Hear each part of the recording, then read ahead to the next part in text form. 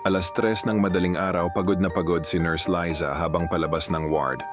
Habang sumasakay siya ng luma at kalawangin na elevator, nanginginig ang ilaw.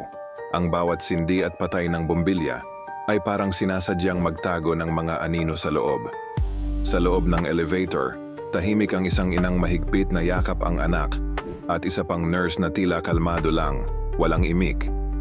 Wala ni isang salita, tanging ang malamyos na tunog ng emergency red lights na umiilaw sa kanilang mga pulso ang bumabalot sa katahimikan, sumasabay sa kaba ng dibdib ni Liza. Napansin niyang may kakaibang wrist tag ang suot ng batang babae. May numerong hindi niya kilala, tila hindi pangkaraniwan. Biglang huminto ang elevator sa sahig na hindi naman dapat titigilan at bumukas ang pinto. Bumungad ang malamig at madilim na koridor. Tila may humihila sa kanila papasok, isang lugar na hindi dapat pasukin. Sa gilid ng pinto, may nakatagong lagusan na tila lihim ng ospital, isang daan na matagal nang nakatago sa mga mata ng karamihan.